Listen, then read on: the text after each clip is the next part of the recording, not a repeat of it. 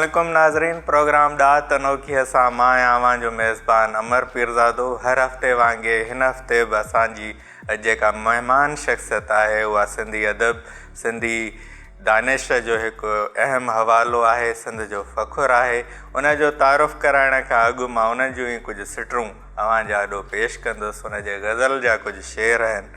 अंधेरी राति में ॾीओ जलाए जी न सघियो, अंधेरी राति में ॾीओ जलाए जी न सघियो, अव्हां खां नींहं जो नातो निभाए जी न सघियो। अंधेरी राति में ॾीओ जलाए जी न सघियो, अव्हां खां नींहं जो नातो निभाए जी न सघियो। अव्हां जे दिलि जे वसीओ अरीज़ समुंड अंदरि असांजे कुर्ब जो कतरो समाए जी न सघियो। विछोड़े महल खिलण जी घणी कई कोशिश, विछोड़े महल खिलण जी घणी कई कोशिश, लड़ियो जो लुड़क अखियुनि मां लिकाए जी न सघियो। अंदर में खोड़ हुआ ॾुख ऐं वॾियूं हुयूं ॻाल्हियूं, अंदर में खोड़ हुआ ॾुख ऐं वॾियूं हुयूं ॻाल्हियूं, थियो जे रूबरू कुझु बि ॿुधाए जी न सघियो। हज़ारे घाव ज़माने ॾिना न यादि रहिया, हज़ारे घाव ज़माने ॾिना न यादि रहिया, असां खां तुंहिंजो ग़म लेकिन भुलाए जी न सघियो।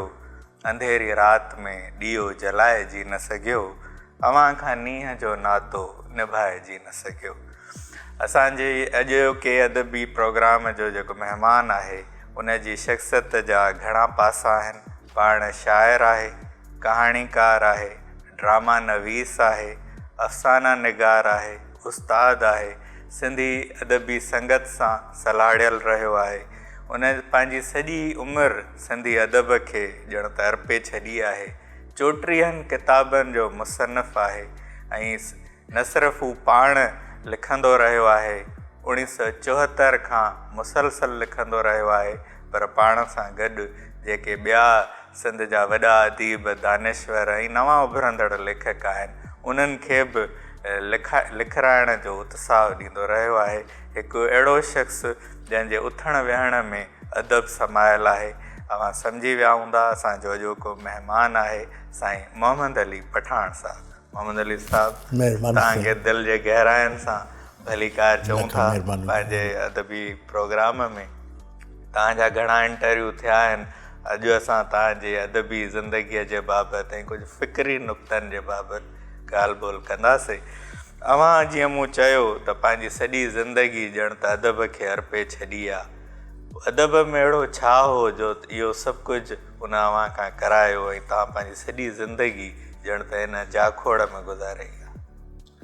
साईं, उन जो जेका चणिग उहा जितां पैदा थी उहो मां पोइ ते वेंदुसि पंहिंजे नंढपण ॾे, त उहा किसनि कहाणियुनि खां जेका मुंहिंजी अमल उहा राति जे टाइम ते असांखे ॿुधाईंदी हुई, त उन में किसो अलफ लीला जो किसो गुल बुकावली, अमीर हमज़े जो किसो, त उन में हिकिड़ा इमेजिस ठहंदा हुया, हिकिड़ा तस्वुर ज़हन में, हिकिड़ी ॼण त का ड्रामा सीरियल हूंदी जेका उहा ज़हन में हलंदी। नंढपण में इहो हिकिड़ो ॾाढो अनोखो मुंहिंजी जेको आहे विंदुर जो ज़रियो बि बणियो। ऐं वरी मां अव्हांखे ॿुधायां त ॿियो दर्जो जॾहिं मूं जेको आहे उहो पास पए कयो त पाण मां अमीर हमज़े जो किताबु, उहो ज़ख़ीम किताबु, उहो पाण मां पढ़ी वियुसि।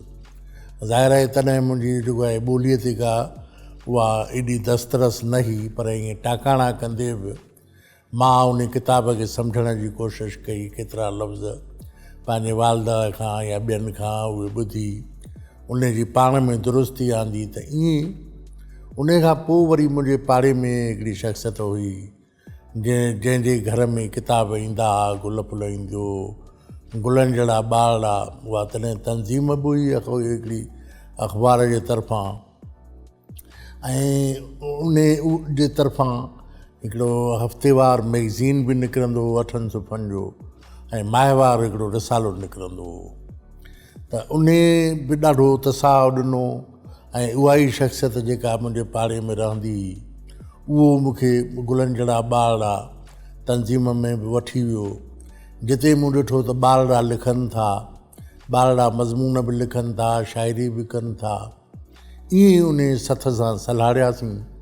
हाणे उन सथ जा उहे तंहिं ज़माने में वॾा नाला जेके आहिनि उहो अयाज़ गुल, अॼु जा जेके वॾा शाइर अयाज़ गुल, अदल सुमरो, ख़ुदा बख़्श अबड़ो साहिबु जेको वॾो मुसविर आहे, त ईअं वॾा नाला। तॾहिं ग़ुफ़रान आकलानी नाले सां हिकिड़ो जेको आहे उहो ॿार ई चइजे या ॿारनि खां थोरी हुनजी उमिरि, पर बहरहाल ॿाराणे सथ में उहो हुनजो ऑर्गेनाइज़र हो।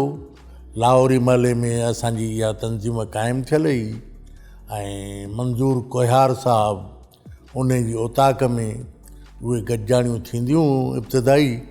उन खां पोइ वरी कलंदर बख़्श बदवी नाले सां हिकिड़ो गीत जो या ग़ज़ल जो ख़ुदि शाइरीअ जो हिकिड़ो वॾो नालो हो तंहिं ज़माने में। ऐं उन पंहिंजी हिकिड़ी औताक ॾिनी जेका ॾाढी कुशादी हुई। ऐं उन में हुन इहो रवाजु विधो त सुठा जेके मज़मूननि जा मुक़ाबला थींदा, ईअं शाइरीअ जो मुक़ाबिलो थिए, पोइ उन में शिरकत थिए ऐं उन में हू एवार्ड बि ॾियारींदो हो। ईअं उत्साह हिकिड़ो मिलंदो वियो।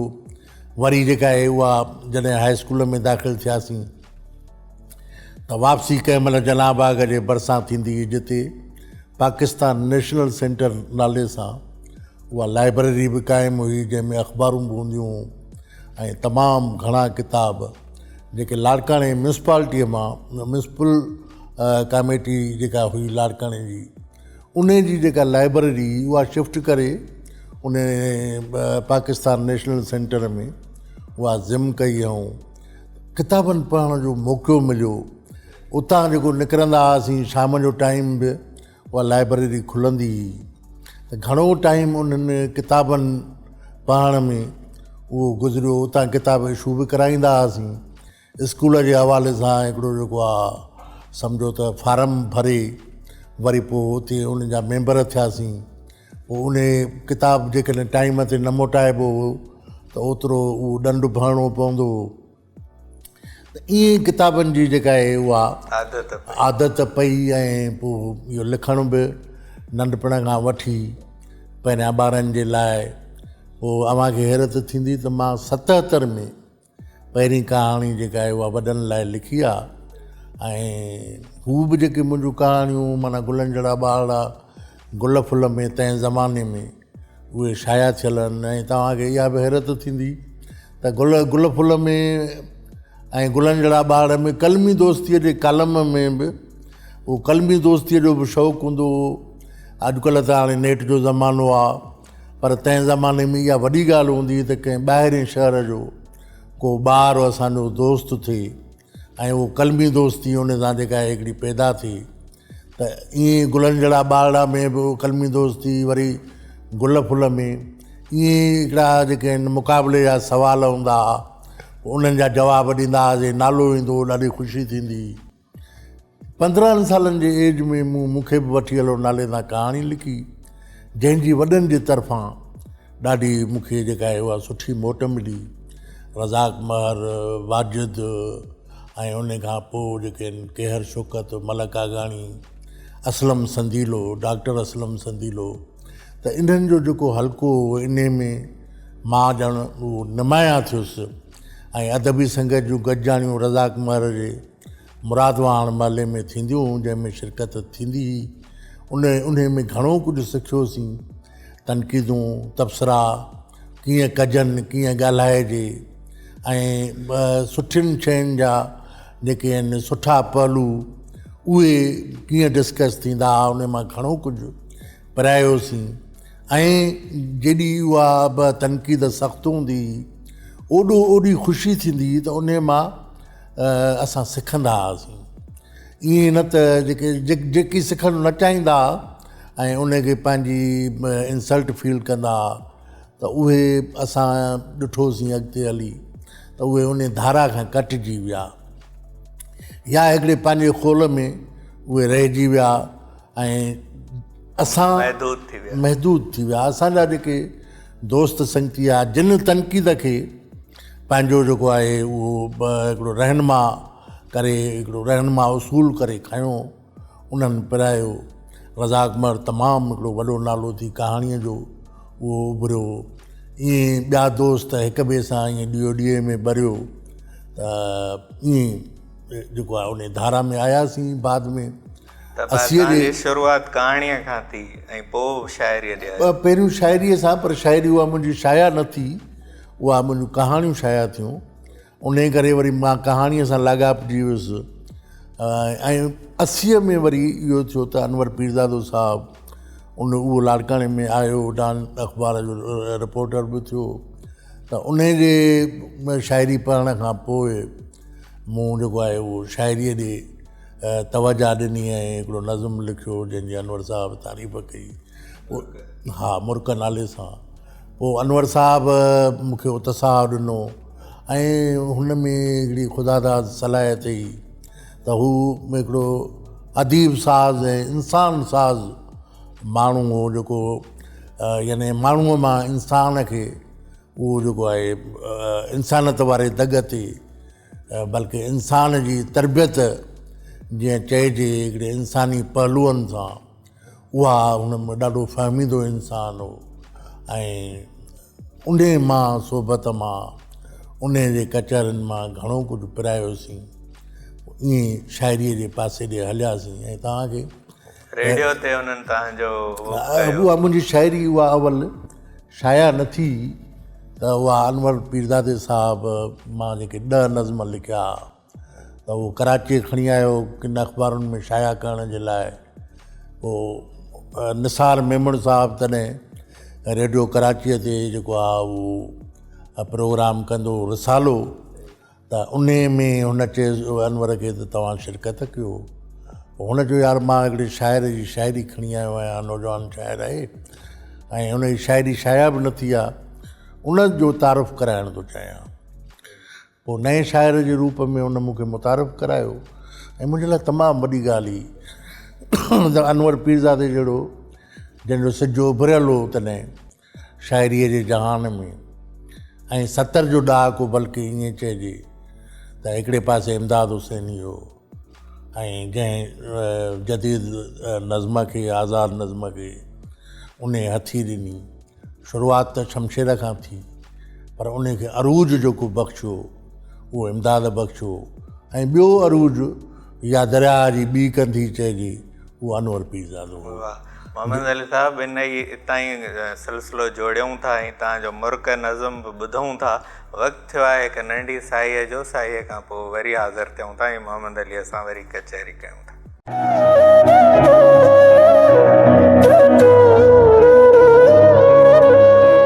नाज़रीन, साईअ खां पोइ वरी हाज़िर आहियूं। गुफ़्तगू हली रही आहे सिंध जे सीनियर शाइर कहाणीकार साईं मोहम्मद अली पठाण साहिब सां। त मोहम्मद अली साहब, तव्हां ट्रेंड सेटर शाइरनि जी ॻाल्हि जो ज़िक्र कयो त इन ई ॻाल्हि खे ताईं ॻंढियो त सिंधी जदीद शाइरीअ जा कहिड़ा ट्रेंड सेटर शाइर रहिया आहिनि? साईं हाणे ज़िक्र कजे त अयाज़ खां वठी ज़िक्र कजे, पर अयाज़ सां गॾु ॿिया नाला बि हिकिड़ा वॾा नाला आहिनि। न्याज़ अमायूनी हो, उन खां पोइ शमशेर जो ख़ुदि हिकिड़ो वॾो नालो आहे। थोरे जो तादाद जे लिहाज़ खां शमशेर घणी शाइरी न कई, पर पोइ बि शमशेर जो जेको आहे मक़ाम उहो सिंधी शाइरी में वॾो मक़ाम आहे। त इहे जेके आहिनि ज़ुल्फ़ार राशिदी ग़ज़ल जो तमामु हिकिड़ो वॾो शाइर हो ऐं उनजो हिकिड़ो ई किताबु उहो शाया थियल आहे, सोच खे लोश। हूअं उहो नक़ाद बि हो, कसवटी नाले सां उनजो तनक़ीदुनि जो किताबु उहो बि शाया थियल आहे। ऐं हिकिड़ो आलिम माण्हू हो पंहिंजे ज़माने जो, 86 में हुनजी वफ़ात थी। त इहे जेके आहे हिकिड़ा अहिड़ा पिलर हुया असांजे सिंधी शाइरीअ जो हिकिड़ो गुलदस्तो हो ऐं हीअ हिक ॿिए ते बलहार बि वेंदा हुआ। उन ई साॻी ज़माने जो यानी 60 जो ॾहाके जी वरी ॻाल्हि कजे त 60 जो ॾहाको वफ़ा नाथन शाहीअ जो ॾहाको आहे।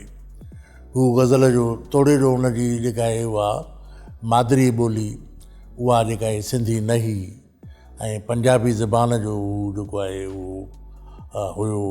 उन जे घर में पंजाबी ज़बान ॻाल्हाई वेंदी, मदर टंग हुनजी पंजाबी, पर सिंधी शाइरीअ ते हुनखे स्पेशली सिंधी ग़ज़ल ते हुनखे जेका कमांड थी उहा असांजा सीनियर शाइर बि ओहिड़ो गज़ल लिखी न सघिया ईमानदारीअ सां जेकॾहिं उहा अदब जी तारीख़ नए सिर मुरतब थिए ऐं ईमानदारीअ सां थिए त वफ़ा नाथन शाही जो तमामु वॾो मक़ाम आहे ऐं उनखे पंहिंजे ज़िंदगीअ में उहो रिस्पॉन्स न मिलियो पर मां तव्हांखे ॿुधायां त असां वटि लाड़काणे में असांजी हिकिड़ी त्रिमूर्ति हूंदी रज़ाक महर वाजिद ऐं मां जंहिंखे अनवर साहब बि त्रिमूर्ति करे लिखियो आहे पंहिंजे कंहिं लेख में त असां वटि जेको आहे जॾहिं बि केरु शुक थींदो त ज़िक्र वफ़ा जो निकिरंदो ऐं उहा वफ़ा जी केतिरी शाइरी उनखे यादि बि हुई असां वटि वफ़ा खे उन मुतारिफ़ करायो 78 में वफ़ा सां मुंहिंजी मुलाक़ात थी कराचीअ में ऐं हुनजा गज़ल उनजी ज़बानी ॿुधासीं त इहे असांजा हिकिड़ा जेके आहिनि 80 जे ॾहाके ताईं अनवर पीरज़ादे जो अरूज सिंधी शाइरीअ जो बाद में हू सहाफ़त सां जीअं सलाहियो त हुनजो शाइरीअ वारो उहो पासो उहो रहंदो आयो कॾहिं कॾहिं को नज़्म हुन लिखियो ऐं घणो करे हुनखे सोबत में घणो गॾु मां हूंदो हुउसि त मां हुनखे घणो इहो पियो सताईंदो हुउसि त तव्हां साईं शाइरी कयो तव्हांजी जाइ ख़ाली आहे सो हुन रतो शाण सूंहं जो शहीद गुल 83 में लिखियो ऐं ईअं आदर्शन जी भगत टोट ईअं ॿी जेका शाइरी हुनजी उहा मुख़्तसिरी सही पर उहा आला दर्जे जी शाइरी 80 जे ॾहाके में वरी ॿिया हिकिड़ा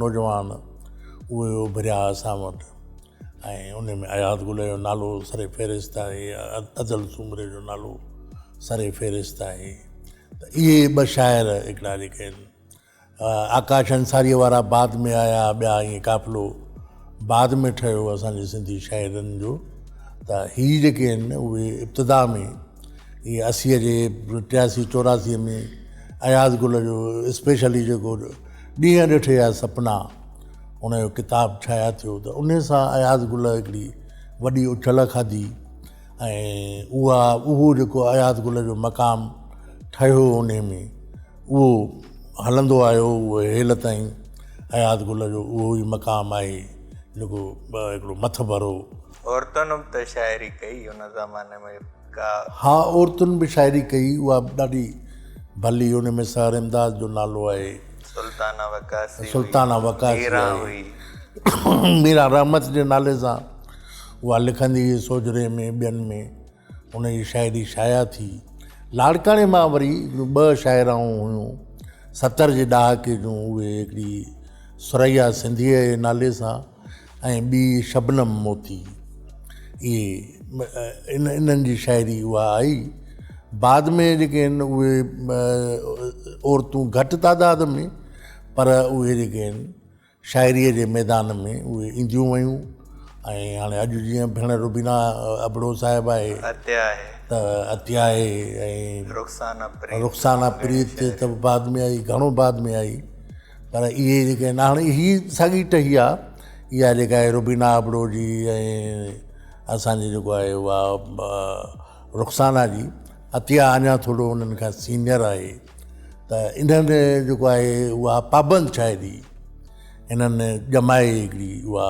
कई आहे ऐं थोरे जो किताब उन्हनि जा थोरा आया आहिनि हुन भेण जो त रुबीना अबड़ो जो हिकिड़ो ई किताबु आयो आहे ॿियो त केतिरो ई उनजो कलाम उहो असां फेसबुक ते छाकाणि जो अॼु रिसाला कोन्हनि अॼु हिकिड़ो वॾो अलमियो असांजो इहो आहे त रिसाला कोन्हनि सवाइ हिकु दुका मैगज़ीन आहे उहा बि ऑनलाइन आहे त उहा जेका आहे उहा हेॾे सारे जेको आहे उहो जेको जहान आहे अदीबनि जो शाइरनि जो उन्हनि खे कवर नथी करे सघे त ईअं महिरान रिसालो आहे पर उहो टिमाही रिसालो आहे उन में त उहो शाया थिए थो पियो सो बहरहाल जेतिरो वॾे तादाद में अदब जी नुमाइंदगी चइजे त सोशल मीडिया ई थी करे हा सोशल मीडिया करे थी पई ऐं उन में केतिरा ई नौजवान लिखनि था पिया ॾाढो सुठो था लिखनि ऐं नवां ट्रेंड नयूं तशबियूं नवां इस्तारा उहे खणी आया आहिनि असांखे ख़ुदि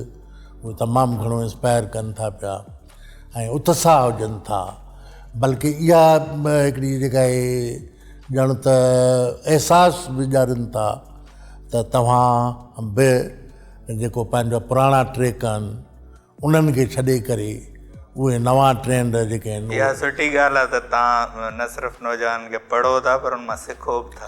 ज़ाहिर आहे सिखण जो जान उहो हर ॾींहुं तव्हांजो हर लम्हो हिकिड़ो सिखण जो जेकॾहिं तव्हां पाण में पैदा कंदव त तव्हां कुझु न कुझु पिराईंदव। पर जेकॾहिं जंहिं ॾींहुं तव्हां वटि इहो अहसासु थियो त मां मुकमल थी वियो आहियां, मां सिखी चुको आहियां, मां हाणे कारीगर आहियां, त उहो ॾींहुं ज़वाल जो हूंदो। साईं इहो मुर्क नज़्म जो ज़िक्र निकितो जेको तव्हांजो मशहूरु नज़्म आहे, असां चाहियूं था त तव्हां उहो असांखे ॿुधायो। हा ज़रूरु। ऐं केतिरा ई दफ़ा मुंहिंजा जेके इंटरव्यूज़ थिया आहिनि रेडियो ते या टीवीअ ते त इहो नज़्म मुंहिंजो इहो अहिड़ो नज़्म आहे जेको वरी वरी ॿुधण ते दिलि चवंदी आहे।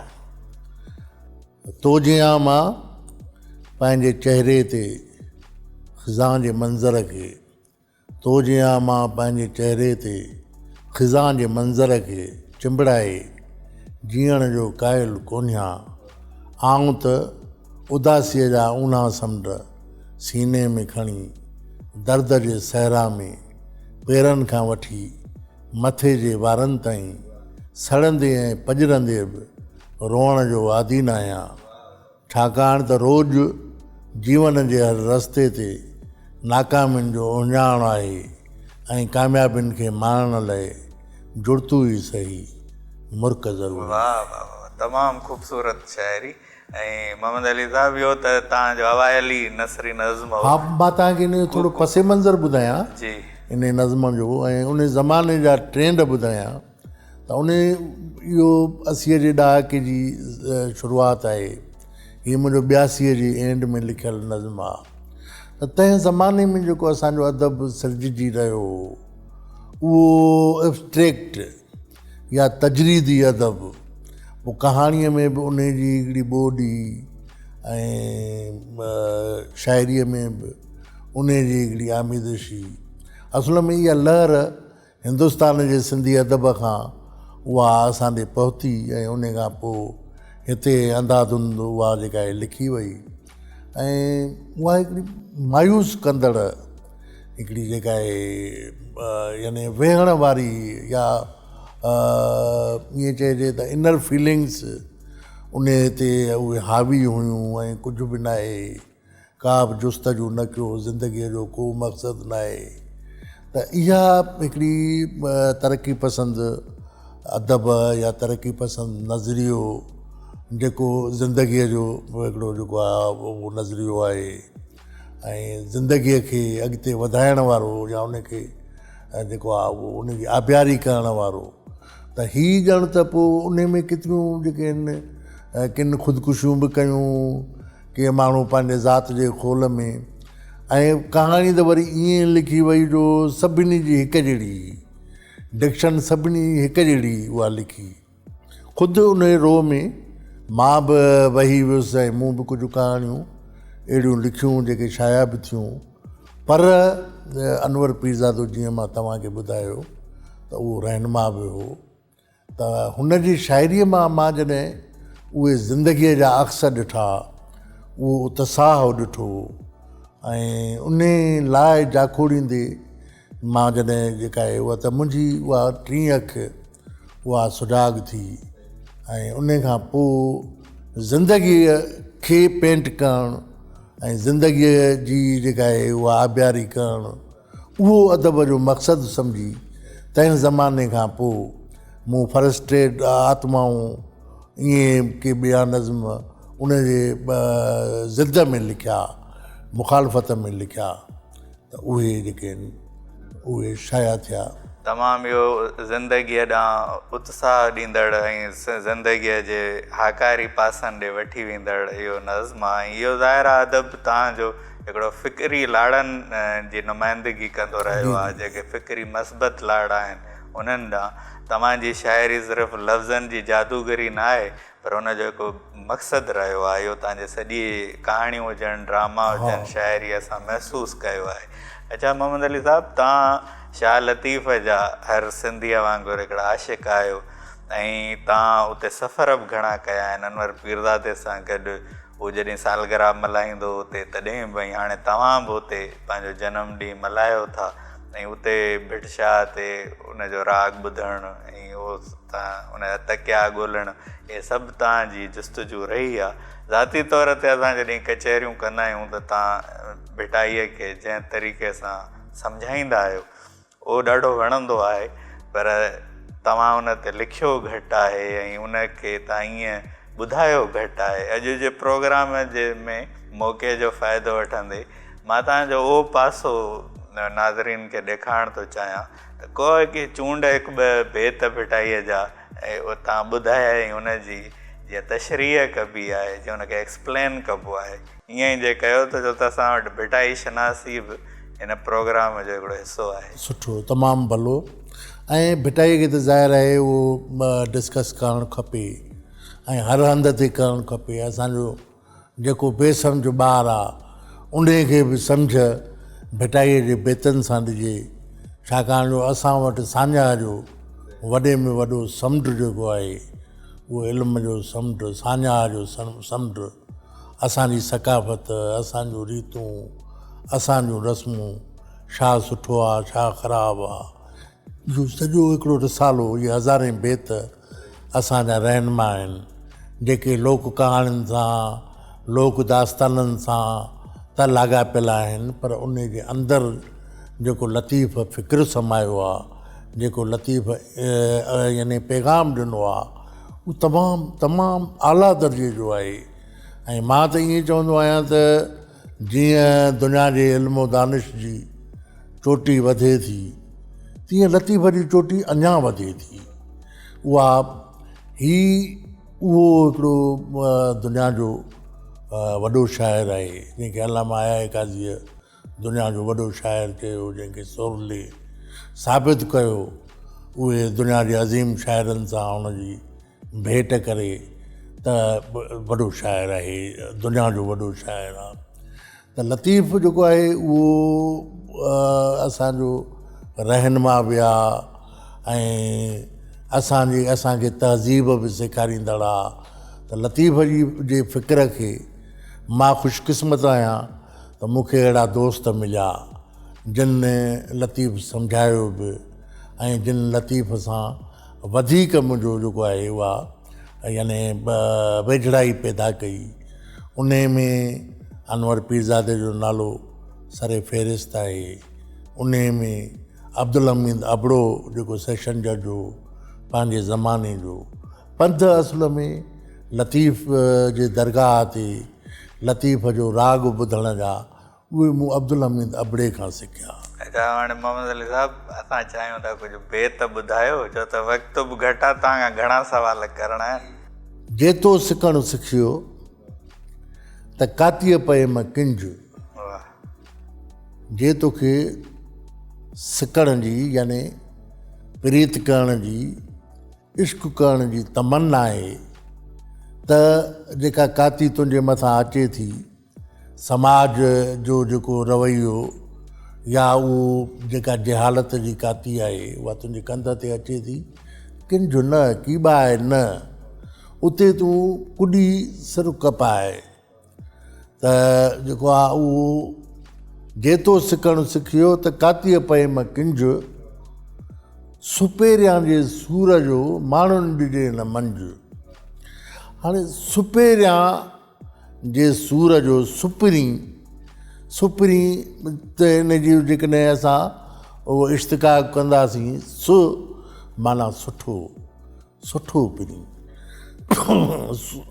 सुपेरियां जे सूर जो माण्हुनि ॾिजे न मंझ, माण्हुनि खे उहो मंझ न ॾियो, उहा तव्हां माण्हुनि खे आगाही न ॾियो जेको सूर तव्हांखे पिरीअ जो उहो अंदर में उहो आहे, उन जी आगाही उहा ॿिए खे न ॾियो, उहो पंहिंजे अंदर में ई रखो, पंहिंजे अंदर में ई उनखे पचायो, पंहिंजे अंदर में ई उनखे रिझायो ऐं पाण पचो, पाण जेको आहे उहो रची रेटा थियो। सुपेरियां जे सूर जो माण्हुनि ॾिजे न मंझ। हाणे हीअ हिकिड़ी ग़ैर मामूली सिट, टी सिट अंदरि इहो अहंज, सांढ जो सुखाऊं करे। हाणे अहंज खे, बीमारीअ खे, मर्ज़ खे सुखाऊं करे सांढ, उन जा जशन मल्हाए। हा, उन जा जेके आहिनि उहे ख़ुशीअ सां उहे जेके आहिनि उन जेको आहे सूर जी पालना कयो। त इहो या वरी केतिरा मोहम्मद अली साहब ॿिया बेत ॿुधूं था। वक़्तु वरी थियो आहे हिकु नंढी साईअ जो ऐं भिटाईअ जा बेत आहिनि, त सुरूर अची वियो आहे। वरी वक़्फ़े खां पोइ वरी ॿुधूं था।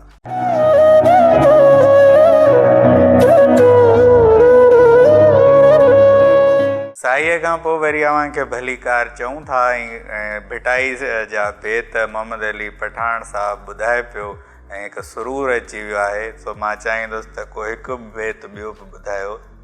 साईं, हीअ बेत जहिड़ो कर अनवर पीरदादे जी यादि में आहे।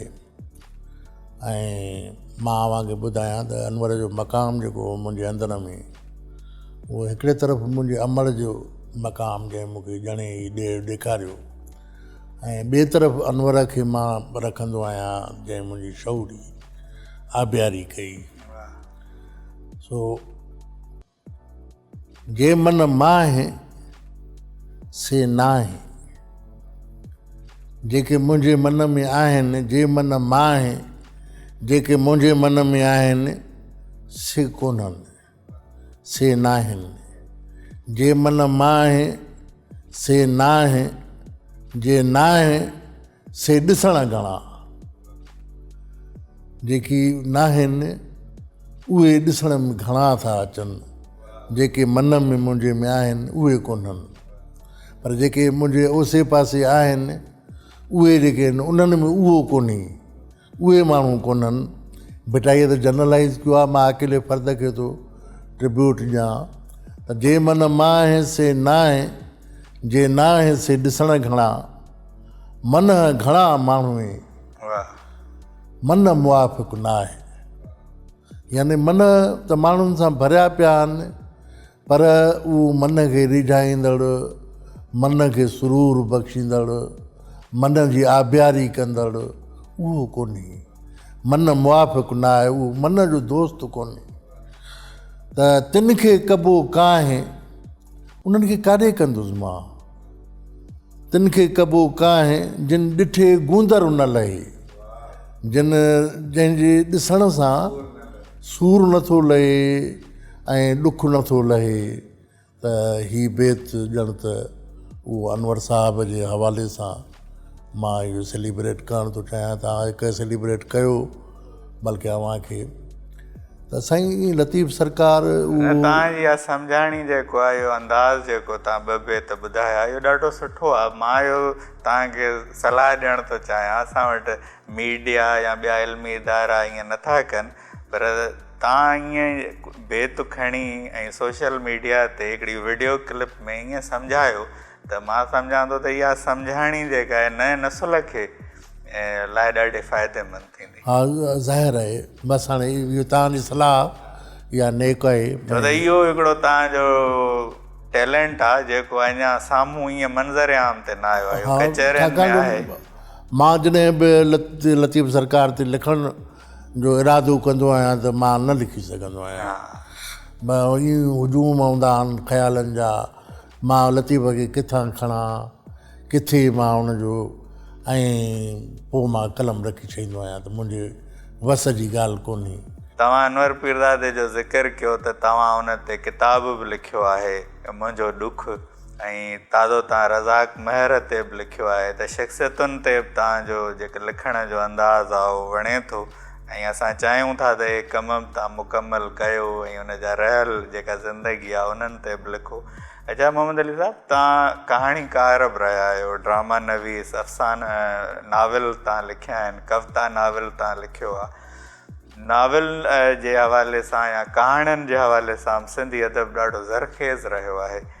उन्हनि जे हवाले सां कुझु ॿुधायो। जीअं असां ट्रेंड सेटर्स जी ॻाल्हि कई त कहिड़ा लाड़ा आहिनि, कहिड़ा फ़िक्री मौज़ू आहिनि, हिकिड़ा त लेखक आहिनि, पर इन सॼी तरक़ी पसंदी, रोशन ख़याली या ज़िंदगीअ खे सिंधी शार्ट स्टोरीअ कीअं इज़हारियो आहे? साईं सिंधी शॉर्ट स्टोरी उहा जेकॾहिं तर्जुमो थिए ऐं हिकिड़ी प्लैनिंग सां यूनिवर्सिटियूं उहे हिकिड़ो ट्रांसलेशन ब्यूरो क़ाइमु कनि या सकाफ़त खातो जीअं इब्राहिम जो हिकिड़ी स्कीम हुई ट्रांसलेशन ब्यूरो, ईअं हिकिड़ो मुस्तक़िल ट्रांसलेशन ब्यूरो हुजे, न रुगो असांजे सिंधीअ लाइ पर सॼे पाकिस्तान जे सभिनी सूबनि जे अदब जे लाइ। त इन सां हिकु त हिक ॿिए जे वेझो ईंदासीं, ॿियो असांजो पाकिस्तानी अदब मुख़्तलिफ़ ज़बानुनि जो उहो दुनिया में वेंदो त उनजो हिकिड़ो मक़ाम ठहे न। उनजो मक़ाम तॾहिं ठहंदो जॾहिं असां उनखे तर्जुमो कंदासीं। भई जमाल अबड़ो तर्जुमो या बदर अबड़े जी पंहिंजी हिकिड़ी जेका आहे उहा कोशिशि हुई जो ऑक्सफोर्ड ताईं उनखे पुॼायो, तर्जुमो थियो, अदबियात बि कयो। हा, अदबियात बि कयो। ऐं उन खां पोइ ॾिसो त हाणे अयाज़ कादरी साहिबु उहो जेको आहे उहो बि पायोनियर आहे। साॻिए टाइम ते हिननि लिखियूं आहिनि कहाणियूं। ईअं सोभे ज्ञानचंदाणीअ जो अंग्रेज़ीअ में 3 कहाणियूं, जिन मां हिकिड़ी कहाणी अनवर पीरज़ादी साहिबु भाॼोकड़ जे नाले सां उहा तर्जुमो कई, त अंग्रेज़ीअ में तर्जुमो कई। ईअं असांजो तमामु घणो रिच अदब आहे जेको तर्जुमो न थियो आहे। उन में सिराज जो नालो आहे, उन में ग़ुलाम रब्बानी आगरे जो नालो आहे, उन में ग़ुलाम नबी मुग़ल जो नालो आहे, उन में माणिक जो वॾो नालो आहे, उन में अली बाबा जो नालो आहे। ऐं उन खां पोइ जेके आहिनि इब्न हयात पंवर आहे। वरी 70 जो ॾहाको खणूं था त बादल जमाली जहिड़ो बाकमाल कहाणीकार, अमर जलील, केहर शौकत, अमर जलील त ज़ाहिर आहे इहो 60 जो 70 जो नसीम खरल जो वॾो नालो आहे। फोटोग्राफिक कहाणियुनि जे हवाले सां या रियलिज़म जे हवाले सां अमर जलील पंहिंजी हिकिड़ी स्टाइल जो कहाणीकार, हुनजी पंहिंजी हिकिड़ी कुंड आहे, शौकत छोरो आहे। त ईअं मुश्ताक छोरो, हा, मदद अली सिंधी, नूरुल हुदा शाह, त इहा जेका आहे वॾी जेका आहे उहा लिस्ट आहे। ऐं उन में माना जेके आहिनि वक़्त ब वक़्तु रज़ा कुमार जो मूं नालो खणियो, केहर शौकत, मलक आगाणी, रोशन अली तुनियो साहिबु जेको हिकिड़ी ॿाराड़ीअ जे कुंड में रहंदो हो, पर मां नथो सम्झां त जेका हुन सिंधी ॿोली पंहिंजी कहाणियुनि में लिखी आहे, अहिड़ी सिंधी ॿोली को ॿियो लेखक लिखी सघियो हुजे जेको हुनखे ई मलको उन ते। ईअं मलक जी ॿोली धारे वरी जेकॾहिं मौजूदा ज़माने खे वठूं, यानी 90 खां वठी, त इन ज़माने में मंज़ूर कुहार जो वॾो नालो आहे, जंहिं लहंदड़ सिज खां पोइ लहंदड़ सिज खां पोइ बि मोणे दड़े जी लताड़ जे पसे मंज़र में उहा कहाणी लिखी। जेकॾहिं उहा तर्जुमो थिए, ऐं इन करे ई शायदि सिंध जो एॾो रिच अदब आहे, पर को नोबल प्राइज़ अञा न मिलियो आहे। उन जे करे जो उहो तर्जुमो न थियो आहे न। ॾिसो न, हाणे नसरी नज़्म ते जेको आहे नोबल प्राइज़ नसरी नज़्म में नाविल लिखियो आहे कंहिं माईअ, उन जेका नालो मूंखे ज़हन में नथो अचे, हा, त उन जो नाविल जेको आहे उन नोबल प्राइज़ खंयो आहे। हाणे ईअं असांजा जेकॾहिं उहे नाविल असांजा उहे तर्जुमो थी अचनि त इन में को शक कोन्हे त मंज़ूर कुहार जो जेको उहो डीनाक 109 उहो डायरी नाविल आहे, जंहिंखे हुन डायरी नाविल करे जेको आहे मुतारिफ़ करायो आहे। कमाल जो हिकिड़ो नाविल आहे जंहिंखे अकेडमी ऑफ लेटर्स ताज़ो उनखे अवॉर्ड बि ॾिनो। उन खां सवाइ कलंदर शहबाज़ जी लाइफ ते हुन जेको तरीक़त जो सिज नाविल लिखियो आहे, ऐं समन जे ज़माने खां हुनजो पेरो खयो अथई, ऐं छा त हुन माण्हूअ मुतालियो कयो आहे पंहिंजो जेको आहे उहो सालनि जा साल नूर निचो ई हिकिड़ो 500 550 सुफ़नि जो हिकिड़ो ज़ख़ीम नाविल असांखे ॾिनो अथई। हाणे इहे तर्जुमे जी ज़रूरत आहे। अली बाबा जो मोणे दड़ो, उन जे तर्जुमे जी ज़रूरत आहे। त इहे असांजो रिच अदब जेको आहे उहो तर्जुमो न थियो आहे। हाणे 80 जे 90 जे ॾहाके खां वठी भई ॾिसजे अनवर शेख हिकिड़ो कहाणीकार, उहो 90 जे ॾहाके जे एंड में हुनजी एंट्री थी। ईअं मोहम्मद सिद्दीक़ मंगियो, उहो जेको आहे सकरंद जो, ईअं नसीर कुंभर थर जो, मां चवंदो आहियां त थर में जेकॾहिं को कहाणीकार आहे थोरो जो अब्दुल कादिर जो नालो हुन खां अॻु में आहे, पर मां चवंदो आहियां माज़रत सां त अब्दुल कादिर वटि ॿोली हुई, सभु कुझु हुयो, पर अब्दुल कादिर जे हिकु अधु कहाणीअ खां सवाइ बाक़ी कहाणीअ जे जेकॾहिं सिंफ में अब्दुल कादिर जो ज़िक्र कबो त अब्दुल कादिर उन पाए जो उन मक़ाम जो असांखे लेखक नज़र न ईंदो जंहिं मक़ाम जो नसीर कुंभर आहे। ऐं नसीर कुंभर अकेलो ई हिकिड़ो हवालो आहे जदीद सिंधी कहाणीअ जो, जंहिं कमाल जूं कहाणियूं लिखियूं। हाणे हुन जो ॿियो मजमूओ शाया थियो आहे। अच्छा मोहम्मद अली साहब, तव्हां कहाणियुनि जो ज़िक्र निकितो त अॼुकल्ह तव्हां हिकु कहाणी लिखो पिया त इहा जेका मुख़्तसर कहाणी आहे, जीअं 100 लफ़्ज़नि जूं कहाणियूं तव्हां लिखियूं या उर्दूअ में मशहूरु थियूं, जंहिंखे फ्लैश कहाणी थो चयो वञे।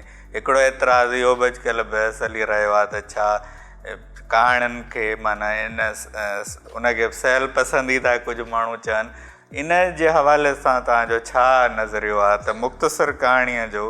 साईं ॾिसो न, कहाणीअ खे हिकिड़ो पंहिंजी शिकिल आहे, पंहिंजो हिकिड़ो उहा खणी थी अचे मवाद, ऐं आइडिया हूअं बि का हिकिड़ी सिट में ईंदी आहे। हाणे मूं जेका 100 लफ़्ज़नि जी कहाणी लिखी, मां केतिरो ई मां पढ़ंदो हुउसि जंग अख़बार में, भई उहो ज़ैदी मुबशर ज़ैदी, उहो कहाणियूं हिकिड़ो तंज़िया ऐं जेके आहिनि उहो करंट इशूज़ ते उहो लिखंदड़ आहे। त समाज में जेके आहिनि रूंडमा थींदड़ वाक़िया ऐं करंट इशूज़ मां आणण जी कोशिशि कई। उनजो तोड़े जो मां उनजो पायोनियर न आहियां। सिंधीअ में मूं लिखी, पर इन खां अॻु में जंग में लिखी वई, उर्दूअ में लिखी वई, उन खां अॻु में अंग्रेज़ीअ में इहे कहाणियूं लिखियूं वयूं आहिनि।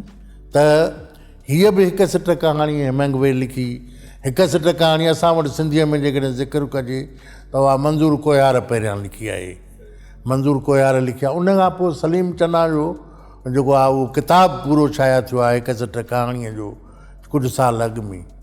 त मां त कॾहिं बि दावा न कई त मूंखे हिकु सिट कहाणीअ जो को मां पायोनियर आहियां। मूंखे ओचितो ख़्यालु आयो रज़ाक महर मुंहिंजे दोस्त जे हवाले सां, त उनखे हिकिड़े प्रोड्यूसर चयो त रज़ाक मां तोखे अदा हिकिड़ी सिट में आइडिया थो ॾियां, मूंखे ड्रामो लिखी ॾेखार। चईं त ॿुधाए सिट। मां बि हुन सां गॾु हुउसि। हुन जो त जेको आहे पुटु सुठो थो हले, पर पीउ सम्झे थो त पुटु सुठो नथो हले। इहा आइडिया थी। रज़ाक जो ठीकु आहे लिखंदुसि मां, पर मां रज़ा खे चहिरे में ॾिठो त हुनखे ॼण मज़ो न आयो। ॿाहिरि निकितो त रज़ा खे टहक ॾिनो। चई यार अजीब हिकिड़ो माण्हू आहे, हाणे पाण लेखक आहे कोन, आइडिया थो ॾिए मूंखे हिकिड़ी सिट में, ऐं हिकिड़ी सिट में बि आइडिया थींदी आहे। मूंखे यार हिकिड़ी सिट में त थींदी आहे, कहाणीकार आहीं तूं सोच न हिन हिकिड़ी सिट थी। त हाणे जेको आहे पुटु सुठो थो हले, पीउ उनखे ख़राबु थो सम्झे, जोड़ न हिनखे पंहिंजे इमेजिनेशन पावर खे जेको आहे उहो उनखे जेको आहे उहो आण न मैदान ते। पोइ ईअं हू हिकिड़ो तत्व लिखी आयो ॿिए ॾींहं ते, डिग्री कॉलेज में लाड़काणे में असां गॾु रहियासीं, त ॿिए ॾींहं ते उहो आइडिया लिखी आयो, मूंखे अचे ॾेखारियईं त आइडिया में ई हुनजे में एॾो दर्द हो जो मुंहिंजी अखियुनि में पाणी भरिजी आयो। ऐं उन खां पोइ हुन जेको हुन ड्रामो लिखियो, जेको बदकिस्मतीअ सां उन प्रोड्यूसर त न कयो, उहो एजाज़ अली मुकेली साहब कयो, पर उन ख़लकूं रवारे छॾियूं। उन ड्रामे में एॾो पावर हुयो, एॾी उन में जेका आहे उहा ड्रामे में उन एॾा उन में रंग भरिया। त ईअं हिकु नुक़्ते विच गल मुकदी वरी इहा सिट मुंहिंजे ज़हन में आई ताईं ओचितो कुझु टाइम अॻु में मां जेको आहे अख़बार में का ख़बर पढ़ी हुजे त हिकिड़े पेनू फ़क़ीर खां उन गोदड़ीअ मां 80,000 चोराइजी विया। हाणे पेनू फ़क़ीर 80,000 गोदड़ी चोराइजी विया, सो बि पेनू फ़क़ीर खां। त मां उन ते हिकिड़ी सिट ईअं लिखी वरिती त वरी ॿी सिट मुंहिंजे आॾो अचे बीठी, वरी मां ॿी लिखी। ईअं उनखे कहाणीअ जो रूप मूंखे उन में कहाणी नज़र आई, मां उहा लिखंदो वियुसि। ईअं लिखंदो वियुसि, न मूं कंहिंखां जेका आहे उहा इंस्पायरेशन वरिती, न उहा ॻाल्हि। ऐं मां इहा दावा बि नथो कयां त त उहा जेका आहे उनजो पायोनियर मां आहियां। न बिल्कुलु मोहम्मद अली साहिबु तव्हां सही था चओ, छो त असां तवील नज़्म कहाणियूं ऐं उन्हनि मां का हिकु सिट यादि रहिजी वेंदी आहे। बेटाईअ जी त अधु सिट में ई हिकिड़ो फ़लसफ़ो आहे। वक़्तु असां वटि ख़तमु पियो थिए, असां चाहियूं था त पुॼाणी तव्हांजे कंहिं शाइरीअ सां कजे, को नज़्म को गज़ल जेको तव्हांखे पसंदि हुजे ॿुधायो। दर्द आ दादलो, वाह। दर्द आ दादलो मूल ॼण ॿार को, दर्द आ दादलो मूल ॼण ॿार को, जंहिंसां जालियां पियो दिलि में पालियां पियो। दर्द आ दादलो मूल ॼण ॿार को, मूल ॼण ॿार को।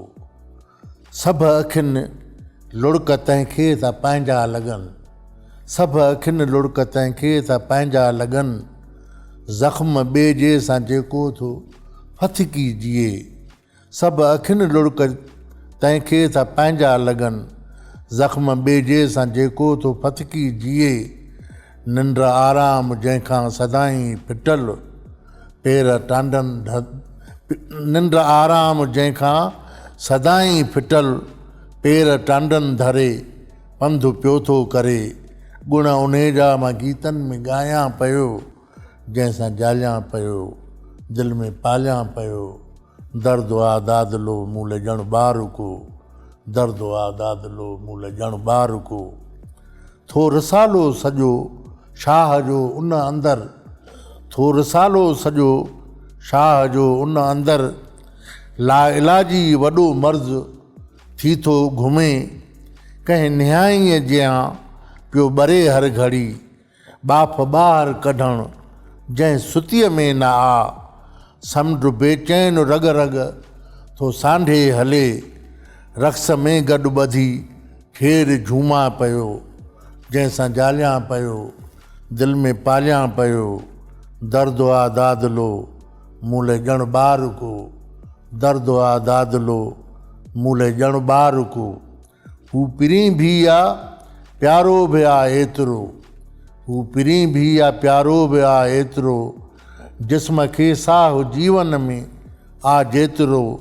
अखियुनि छिंभियां ॾिसां सूंहं उन ॾे पियो।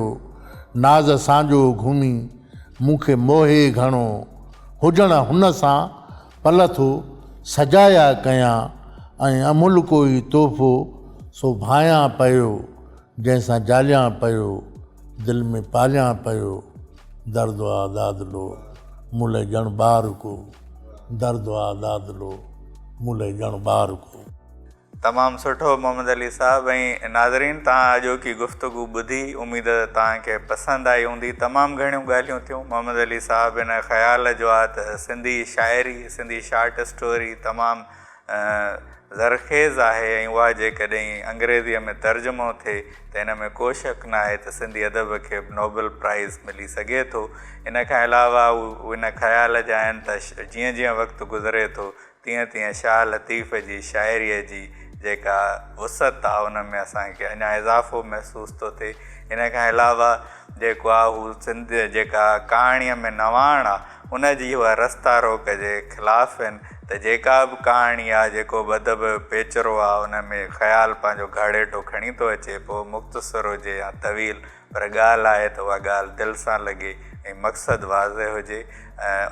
ईंदड़ हफ़्ते वरी कंहिं नए महिमान ऐं नवनि मौज़ूअनि सां वरी हाज़िर थींदासीं। तेसिताईं मोकिलणी न आहे सदाईं।